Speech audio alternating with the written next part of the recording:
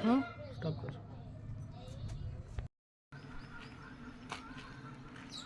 कटलाच घ्यायचे तुम काढायचे 7 కౌంట్ కాడ फिर వల్ల డ్యామేజ్ జరుగుతున్న వైర్లు కాబట్టి వాటి వల్ల మాకు సిగ్నల్ సరిగ్గా లేక వీడియో రికార్డ్ అవుతుంది. కానీ అది తీసుకుందామంటే అది వ్యక్తి ఎవరు అనేది మాకు తెలియదు.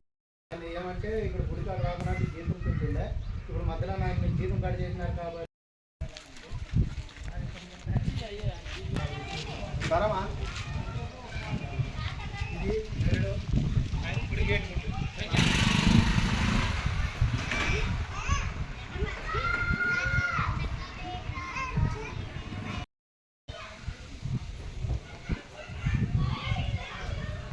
పెద్దతుమ్మలం గ్రామం ఆదన మండలం కర్నూలు జిల్లా.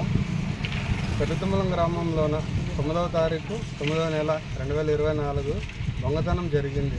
శ్రీ రామదేవుల టెంపుల్ గుడిలో దొంగతనం జరిగింది. ఈ విషయం ఈవో గారు 6 రోజులైనా దీని గురించి ఇక్కడ వచ్చి సందర్శించలేదు.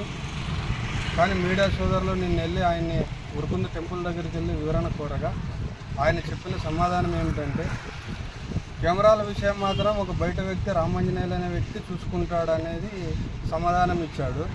కానీ గ్రామ పెద్దలు అప్పుడున్న మాజీ ఎమ్మెల్యే సాయిప్రసాద్ రెడ్డి గారు, టీజీ వెంకటేశ్వర గారు వారి ఆధ్వర్యంలోనే మేము ఎండోమెంటల్ డిపార్ట్మెంట్ తరఫున మా గుడి అభివృద్ధి కోసం మా గ్రామస్తులంతా కలిపి ఉరుకుంద దేవస్థానం గుడి అప్పచెప్పడం జరిగింది. కానీ మరి గ్రామస్తులకు తెలుసుకోకున్నట్ల ఒక మధ్య వ్యక్తికి ఎలా వీళ్ళు అప్పగిస్తారు, దీని వివరణకు ఆయన ఈవో గారు చెప్పాలా.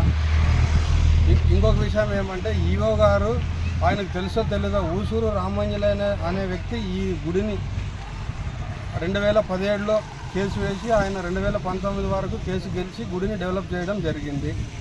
ఇంకొక విషయం ఏంటంటే, టీజీ వెంకటేశ్వర గారు తను ఎంపీగా ఉన్నప్పుడు ఒక 30 లక్షలు గ్రాంట్ ఇచ్చి కంపౌండ్ వాళ్ళు నిర్మించడం జరిగింది.